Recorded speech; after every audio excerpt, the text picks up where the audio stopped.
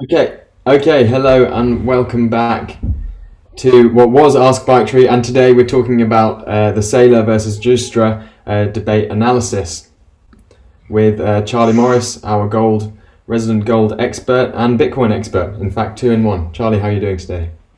Very well. We've also got Fredrik Nerbrand, who's just joined us. Hello. Hello, Fredrik. Oh, fantastic. Okay, we had yesterday this debate, Bitcoin versus gold. What were your thoughts, Charlie? Maybe give us your immediate response to that. I think it was. I think they had quite a good format. It was a bit plain, breaking it up. It was very regimented, with that sort of 5 minutes and 1 minute, and all that. It was sort of how you would do things if two people were trying to kill each other, and they really weren't. They were actually pretty civil with one another. And I thought it was a shame, because I thought what Giustra's good point was that the idea of why we're all here in gold Bitcoin land is 90% of the conversation is pure agreement on debasement and it's just a question of which asset is better. And I felt, generally speaking, that Saylor just kept going on about the tech and the capability and how amazing Bitcoin was, which of course it is. I'm not going to disagree with any of that stuff. But Giustra made some equally good points. Well, so what? A store of value doesn't have to be amazing. It just needs to be trusted and distributed, and that's not the point. Yes, Bitcoin's amazing, but that's not necessarily the quality you want for something that's terribly stable and slightly dull over the long term. So I think that point didn't come out very well from Saylor, but Giustra tried to make it. And the other thought I thought that Giustra got shut down on. There were lots of things. We'll get to it, but Giustra said, "Look, come on, Michael. You can't just put 100% of your money in Bitcoin and then borrow money to go to the pub," which is basically what he was saying. It's like, surely you have a diversified portfolio, and Bitcoin's a component of that portfolio, as are many other things. But Saylor says, well, there's only one king asset, and that's Bitcoin, and everything else can go wrong. So that was my take on it. Fredrik, what did you think? So I thought that it was interesting in terms of the format was pretty good. It was a bit of a shame that it was, because underlying thesis is so similar. It was a bit almost a wasted opportunity of saying, actually, the thesis is good for both assets. So from that perspective, I think that it was unfortunately there wasn't as much agreement as I would have almost. I know there's a debate and everything, but I thought it was actually the underlying thesis is the same, and then it's a question of the best implementation vehicle for that macro thesis. And obviously there's issues with both assets, right? This is not a 1 or 0. This is not a binary. Well, that's entirely the point, isn't it? You don't have to make a choice. You can own both. You own the S&P 500, and you happily own all the companies, even if you don't like a few of them. But no one slags off the S&P 500, so it's a thing. But by the way, James, we better introduce Fredrik. Yeah, Chief Investment Officer at K2, which I thought rudely we haven't done that. Squirrel looking for a nut. So previously BlackRock, prior to that HSBC, doing multi-asset research. What's interesting in my mind in terms of just this interview or this debate in particular is that there are these two communities and they don't really speak the same language, partly because of the fact that they are different communities. But the underlying thesis, I think, is really difficult to kind of argue with. If I was going to come down on one side, I think that the key metric of any investment is does it work? And while we saw both assets, both gold and Bitcoin, trade off during the March sell-off, the clear winner post that is Bitcoin. And I think that that's you have to judge investments on what they actually do and what they do from a portfolio, what they do from a Sharpe ratio, etc. Remind you that during March last year, 2020, gold was flat in sterling. Gold was flat in all currencies bar dollar. It went down slightly in dollar, and so did its job in a crisis. Bitcoin was down 50%. That's a probably risky asset. Oh, and then gold was all the rage. Gold was all the rage in Q2, and there was a lot of excitement in mining and silver and those things. And it was only later in the year that Bitcoin picked up, and then gold started to soften. So that, you know, they have both had exciting times in 2020, and it wasn't, you know, we mustn't rewrite history. Bitcoin did not jump out of the starting blocks the same way gold did. It took the baton later. But I think, James, we've got to get some questions from the audience, shouldn't we? And revolve, you know, focus around that. Yeah, absolutely. I'm yet to see the questions, so please do. Let us know your thoughts on the interview or the debate yesterday and any questions you have for Charlie or Fredrik. I think something that, you know, the burning sort of statement we should address is this idea that gold and Bitcoin are competing. You've both touched on it loosely in different ways. Saylor's view is 100% Bitcoin and nothing else. Sell your kids, sell your car, sell your house, buy Bitcoin and then borrow against it. Giustra was saying, okay, maybe, you know, Bitcoin is a good part of a well-balanced portfolio, but it's certainly not 100%. So, you know, coming from both of you a multi-asset perspective, you know, how do you sort of view Saylor's comments other than maybe irresponsible? You know, what's he been smoking? Yeah, well, I'll kick off. Just, you know, obviously, ByteTree regulars will know we talk about bold a lot. That's Bitcoin and gold. And that strategy would be, at the moment, about 20% of Bitcoin, about 80% in gold. So then you've got to decide how much of that sort of inflation protection package would go into your balanced portfolio. And I would struggle, even if I was really, really hardcore inflationist, which I'm sort of getting there, but I'm not a hardcore inflationist yet. I would struggle to say that combined Bitcoin gold should be much more than a quarter or a third of your portfolio, even if you were being really quite aggressive about it. Fredrik? Yeah, I mean, Bitcoin probably trades, it depends on how you measure it, right? Bitcoin probably trades with anything from a 40 handle to a 70 handle in terms of its volatility. And or even higher than that. So from a vol perspective, it's difficult for that to kind of, unless you have an infinite level of risk tolerance, is for that to be the majority of anyone's portfolio. I mean, obviously, if you bought Bitcoin and it's gone up a lot, that's a different thing, right? Yeah, but even so, I'm a great believer in rebalancing, right? Of course, so you'd rebalance, and you'd probably you'd be much more comfortable rebalancing now than in November when clearly it was on a tear. Yeah, so, and also then you're playing with the house money rather than the input money, right? At some point. Yeah. And a lot of people would do that if they would sell their initial investments. You know, a lot of the long-term investors would clearly be in that category. So I would kind of say that, you know, anything from, you can see the clear the portfolio benefits to a multi-asset portfolio up to, like, say, 10%. After that, the marginal benefit starts to decline. Yeah, I mean, of course, when we talk about portfolio construction, we're not necessarily just saying I want the highest possible return outcome. That's not generally the heart of the thought process. You know, that's one of the things you'd like is to make lots of money. And that's the point, isn't it? That's what Saylor hasn't sort of. He's speaking at it from a sort of tinfoil hat on against the existing financial system. Giustra's coming at it from a portfolio management perspective. But if you had to pick one, you know, if you could only own one asset and that was either Bitcoin or gold, what would you pick, Charlie? Well, I'd hate to be in that position, but I'd probably pick Bitcoin because, you know, I think assuming Bitcoin works and gets to where the narrative says it's going to go, assuming that's true, then it's got a hell of a lot more upside. But I don't think it replaces gold. You know, even though Bitcoin fulfills its mandate, I still don't think it replaces gold because it's too interesting. You know, the store of value we're looking to is boring.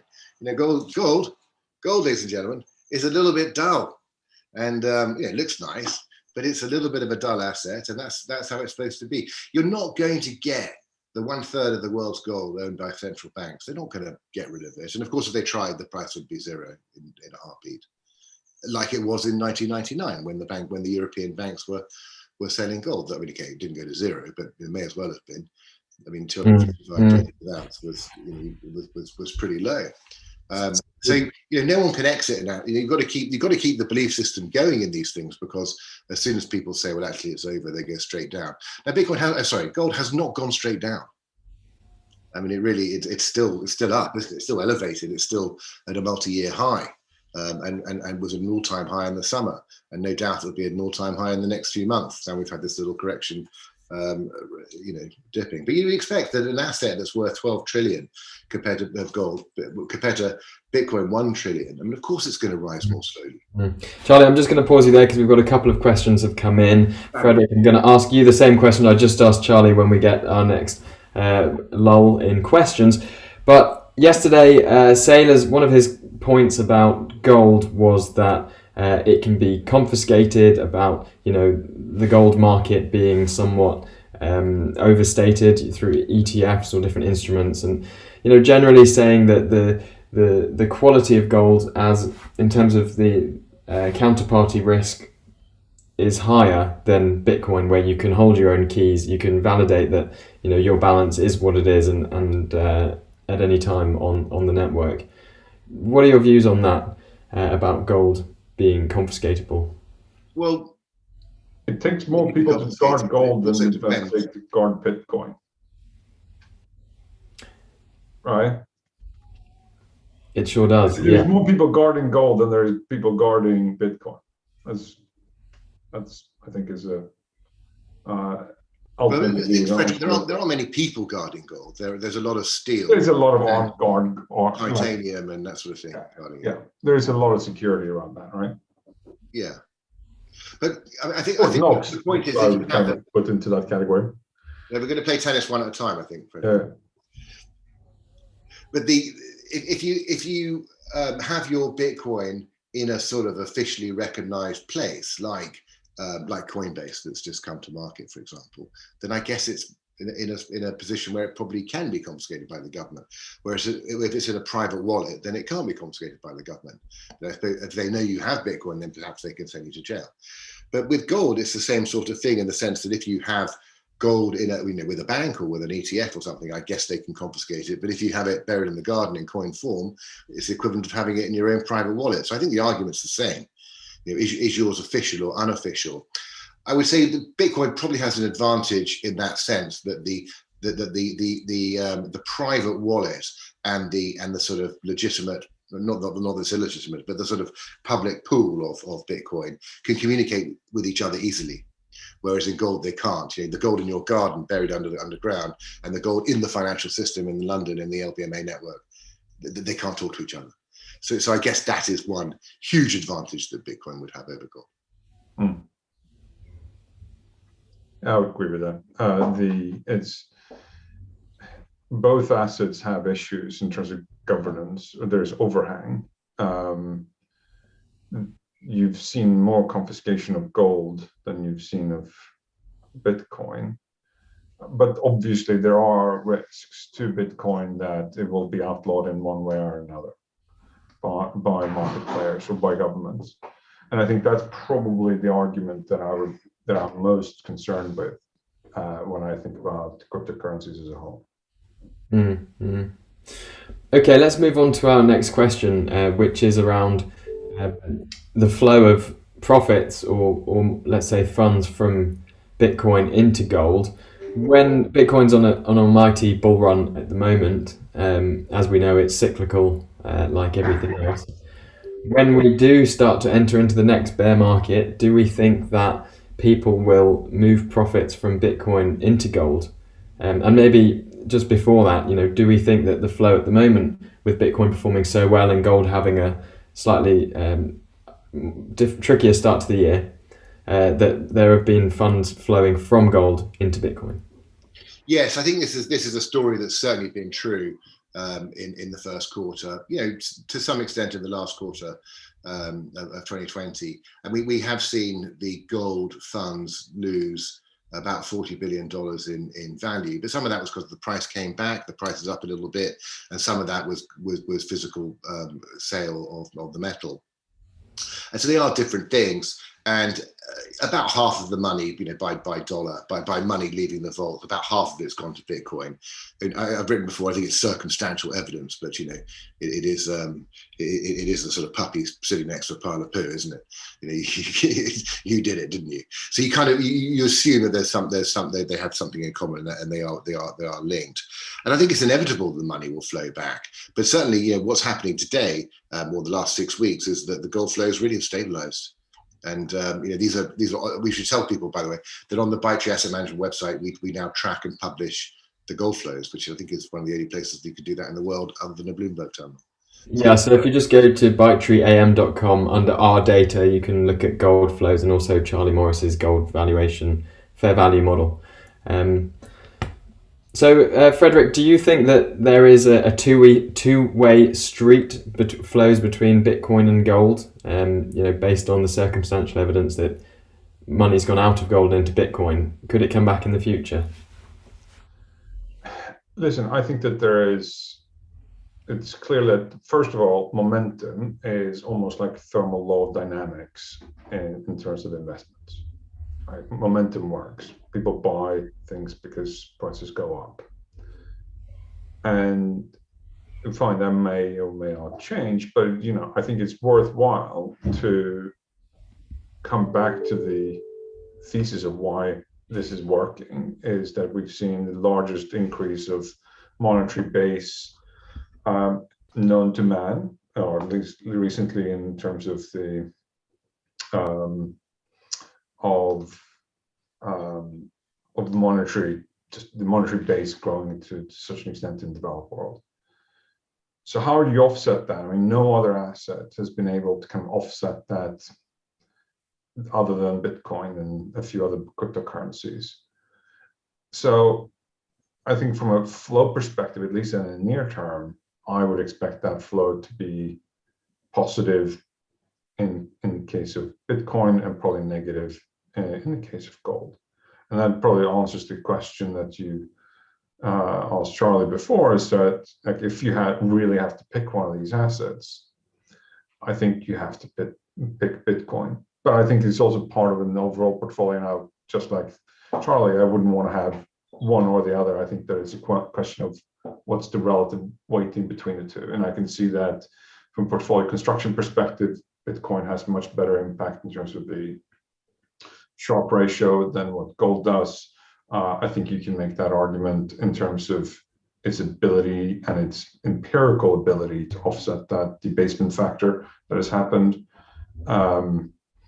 So yeah, I mean, I think that choice is pretty simple. And in the near term, I think that's how you have to look at it. But Fredrik, the question actually was, along the lines of after the cycle top. And I think so. I want to come back to the idea of a cycle, because Saylor comes along and says there is no cycle. He didn't actually say that yesterday, but he's implied that. He said there's been a cycle in the past, but no, that's it now. You have 20-30% corrections. That's it. 80-90% corrections are a thing of the past. And it's a monetary asset now. It's all go.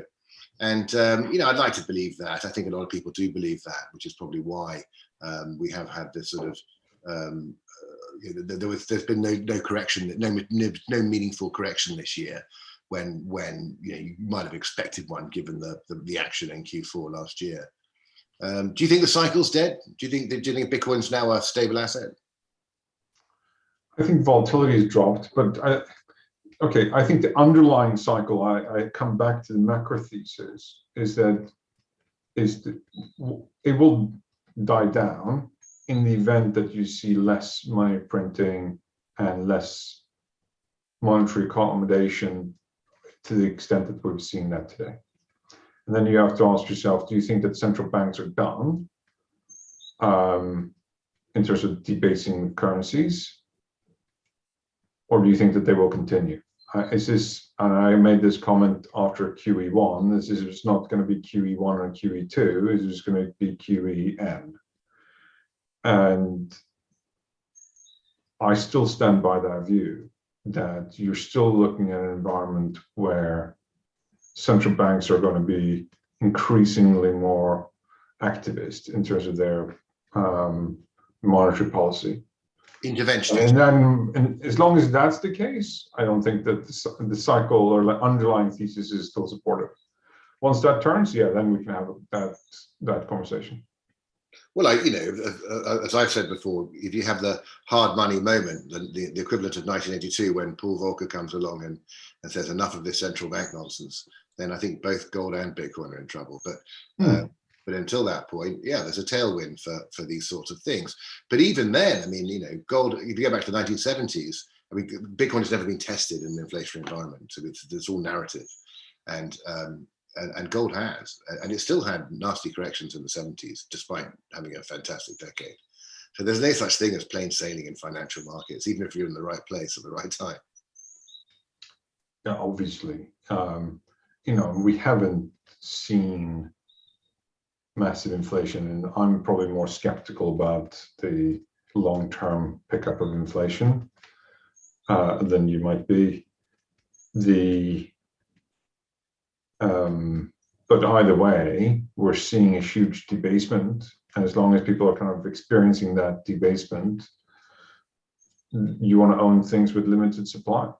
Yeah, well, this comes back to the whole idea of what is inflation, and is it the stuff in the supermarket trolley, which is the sort of traditional view, or is it your investment portfolio?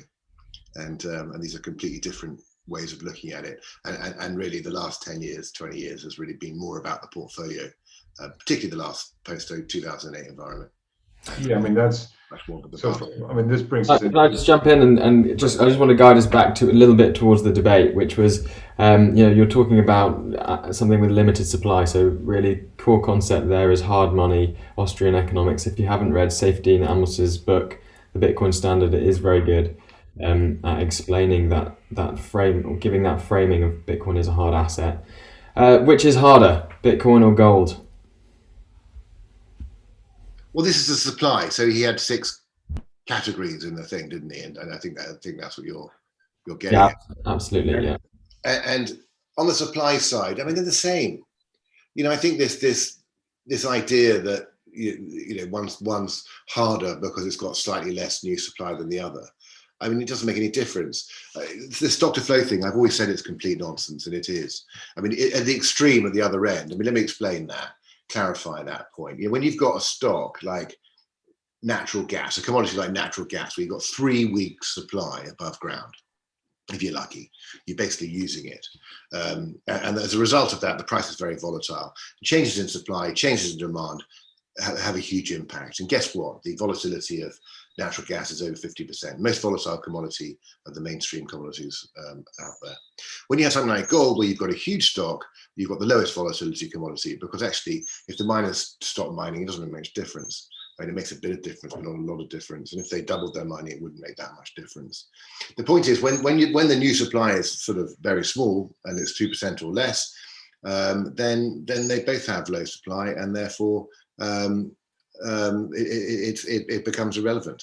And I think that's the point that really didn't come across. And this session with the fact that you have a little bit less supply, then that sends the price to the moon, and the other one's got 2% inflation long term. Well, that's terrible.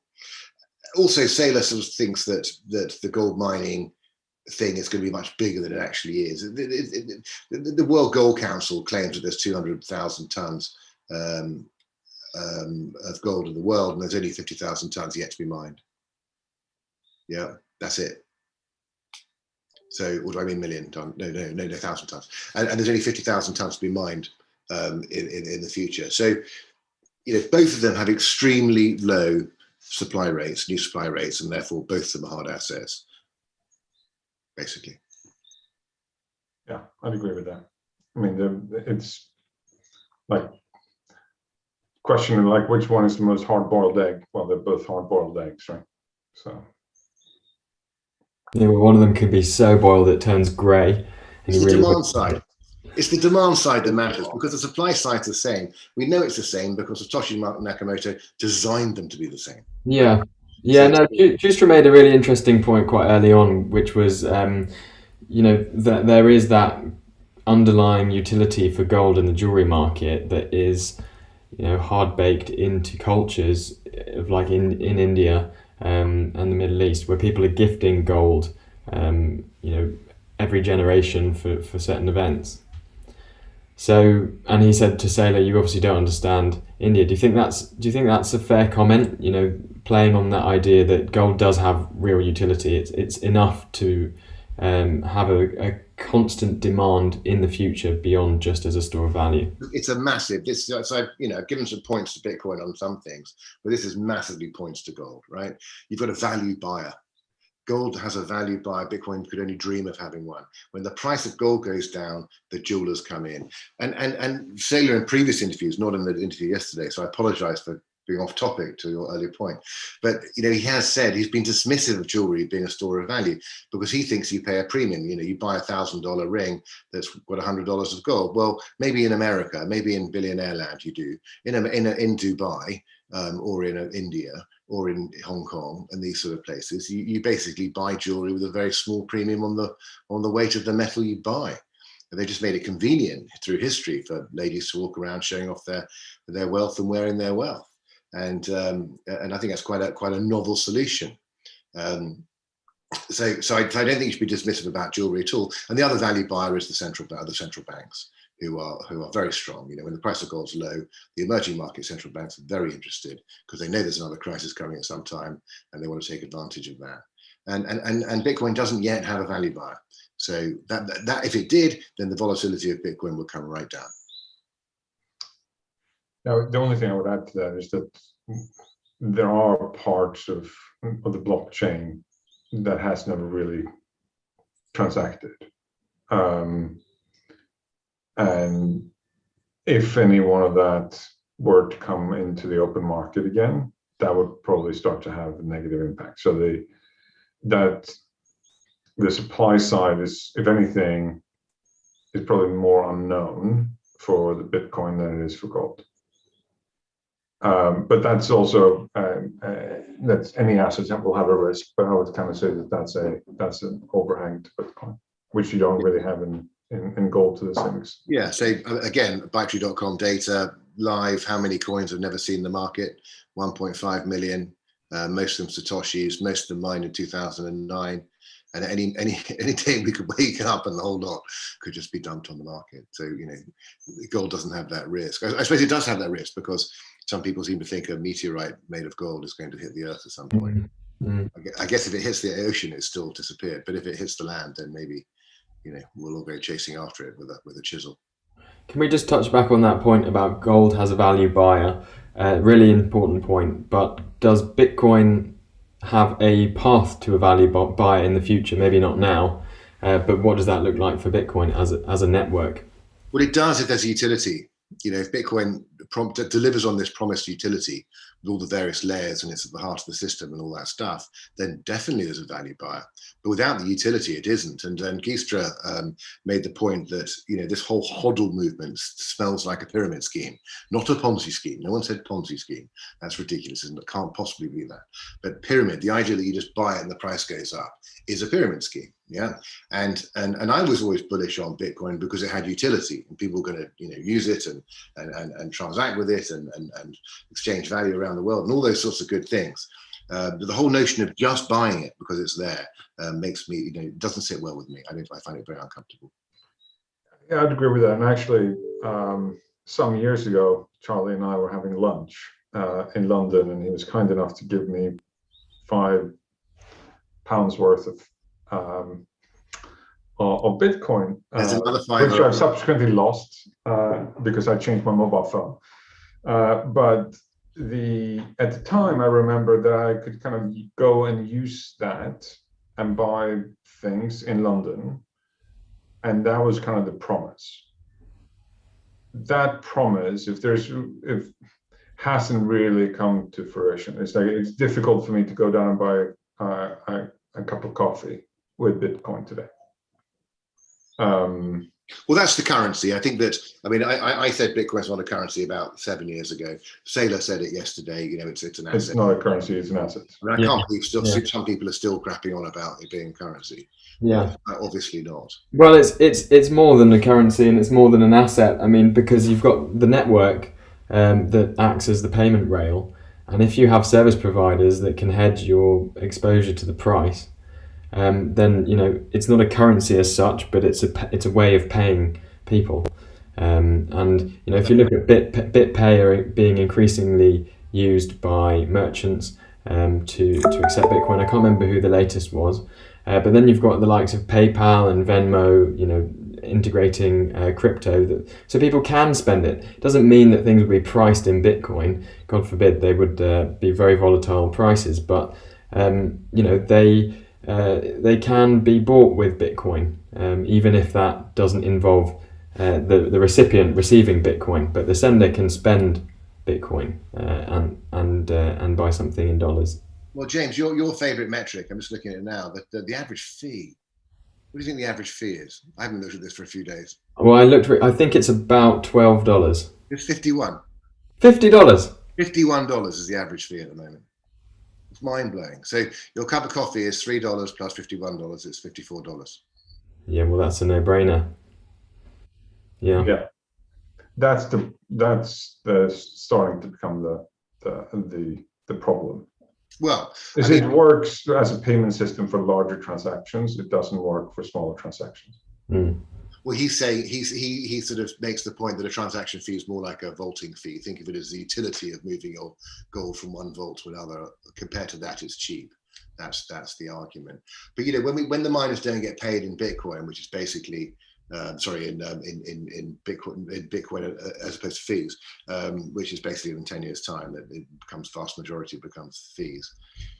I don't really know what those fees are going to be, but there's a sort of idea that the miners are going to carry on at current difficulty rates or even higher difficulty rates and just carry on doing all the work for less reward. I just don't see that. They're going to want to be paid a lot, and so that's going to kick in, and transaction fees are going to be in the hundreds of dollars.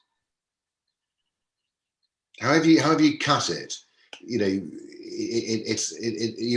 only going to transact for a large sum of money and sort of move it, and it's going to be like a settlement fee as opposed to a transaction fee. We've got to change the wording, I think, to make it make sense. But they're going to be big numbers in the future, or else the miners will go, well, I'm not doing it. And so if the miners don't do it, then difficulty comes down. And then, where's the monetary energy then? Where's the security in Saylor's eyes? And that ties in with the whole ESG thing, which is quite amusing to hear them. I thought neither of them got very far on that point. But I think the whole community is a bit stuck on ESG, frankly. I think there's been a lot of media around in terms of Bitcoin use, energy usage, etc. I don't really buy that argument, but there is, from a transaction, coming back to the transaction side, and in terms of value buyers, you will have a much more of a value buyer in the event that we can actually push down these transaction costs. Like that, to me, then the likes of Mike Saylor, in terms of corporates buying this to their balance sheets, they become the value buyer, because they will use it for payment systems. That to me is the ultimate value buyer at some point down the line. My only problem with the whole Lightning Network thing, which I love it, it's a good idea and it's going to work and all that. But I just say, well, it doesn't have to be built on Bitcoin. It can actually be built on gold. It could be built on top of a gold token. It could be built on top of the S&P 500. You just need any old collateral, surely, that's digitized in some way. Does it have to be Bitcoin? Yeah, it does, because the proper collateral has a direct link, to the collateral, so to speak. So you remove any counterparty. So if you use gold in a vault, you don't know if that gold's been repurposed or refactored or certainty of the link. Yeah, it's that certainty in a digital future, in a world where everything's digital. Because of course, a central bank digital currency, I suppose wouldn't have that link in a sense, but it would definitely have come from that government. And there was a chap I was talking to recently thought that they would trade at a discount. Thought that central bank digital currencies would trade at a discount to real money, and I think that'd be ridiculous. They'll trade the same. Why would that happen? But we got some questions on that, I think, haven't we? We've got a question about nations going to war over gold, something that Saylor highlighted has happened in the past, and would they go to war over Bitcoin? I think first they'd need to have a position in Bitcoin. I think there's an exaggeration. They went to war over gold. Now, yes, gold has featured in the wars, particularly with the if you're watching Pirates of the Caribbean, then there's been quite a lot of gold stolen from one country to another over time. But I think that countries went to war with one another for the old-fashioned reasons, which is, they had a disagreement, or they had a border dispute, or they wanted to win this or that argument, or to quash a threat. And then, gold was often the prize at the end of it. But I think that to suggest that, all wars were caused by, or wars were generally caused by gold, and it was all about getting the wealth, I think that's a bit of an exaggeration. And there's much more to history than that. Yeah, I think it's causality is important here, and I can't see people going to war over Bitcoin. The only reason to kind of expect any type of kinetic argument would be if the US dollar would be threatened by this payment system, and the US would have an issue with that, given the fact that they're the reference currency of the world. But that's not going to war against a nation state, right? Well, the central bank digital currencies, of course, they have all the benefits of, the tech benefits of Bitcoin, in the sense that you can, trade at the speed of light and all that stuff. So that's good. They're obviously non-speculative. They're going to go down in real value because they're going to be inflated. But I think they are going to be interesting. I think they are going to really have a geopolitical angle. And he was saying that the bottom 50 currencies in the world will disappear, and there'll be more dollar in the world. I come back to this idea that, if it was a good idea for everyone to use the dollar, we'd have done it by now. But it's not a good idea. I remember financial markets in 1998. I remember the pound being linked to the euro, pegged to the euro or the ERM in 92. It doesn't work. Countries and currencies, they diverge over time, and having everyone peg everything is actually causes different problems. The gold standard caused these problems. There's always a loser. The gold always wants to go to the best place. It always wants to leave the weak country and go to the strong country. That's the nation of, it's a sensible thing of, the way things work. And so I think that might be wrong that all countries are going to gravitate towards the best currencies and so forth. I think that's an idea that's been happening for a long time already. And I think governments will always want to have their own currency in their own land where they can. The Middle East is a bit different because of the petrodollar and so forth, but generally speaking, people would like to have their own currency, unless they're a very small country where it's a hassle they can't be bothered with. Yeah, I mean, that's making that an argument for Bitcoin, that some of these currencies will disappear, I think was a bit of a far-stretched argument from Saylor. What do you think about the laser eye cult? I think that Giustra said, you guys, you just sort of laser eyed, and you're maximalist, and you're on one single message and that sort of thing, and it's a cult. But that comes back to what I said originally, is that it's so much in today's world is tribal. The world is not black, it's not white, it's gray. Saying is one or the other is ultimately the wrong argument, right? So, and there is gold bugs and hodlers, right? And in this community, and they speak different languages. It doesn't mean for the rest of us who don't belong to those that you can't trade both and have an exposure to both. I mean, I think that's ultimately it's the outcome of all of this. In terms of listening to the debate, I almost came back and kind of thinking to myself, wow, it was a shame that there wasn't kind of like a more meeting of minds than there was. Well, I think the reason there wasn't was because, Saylor is a genius salesman. I mean, by God, I wish he was head of sales for ByteTree. He's the best salesman in the whole world, no doubt about it. And the way he sort of has his lines and his rehearsals, and he gets his little facts and his little things, and he packages them all in and reels them out in these fast sentences with fact, and everyone's going, wow. And it is very impressive. He's very articulate, but I don't think that is. I think that is quite staged, and it doesn't seem to me a very natural way to speak about something. I think a huge amount of work has gone into that stuff. Yeah, if anything, I think that.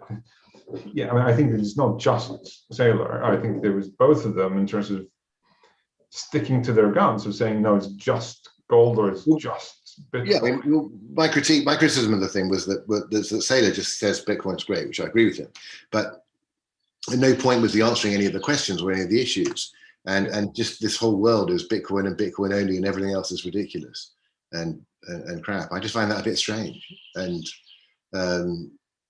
there's a lot going on in the world beyond Bitcoin. A lot of people haven't heard of it.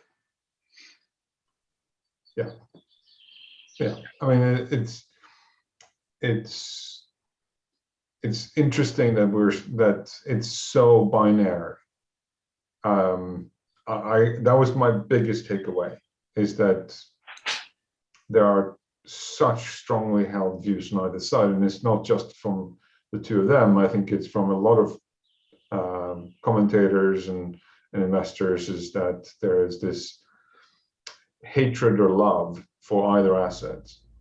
And I've had debates with investors on both sides through the years. I think that the main takeaway in my mind at the moment is that you're seeing Bitcoin getting much more acceptance by people who previously were really skeptical. And I'm certainly one of those people.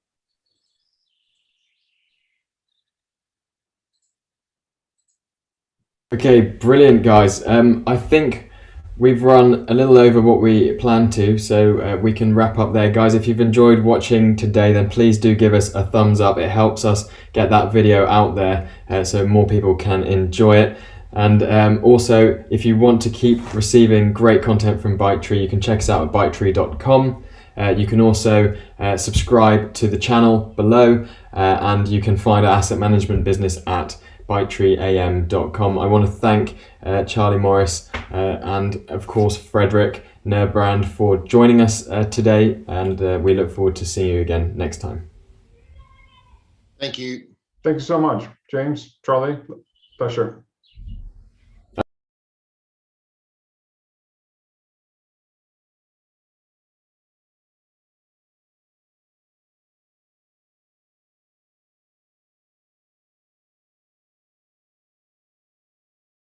Brilliant.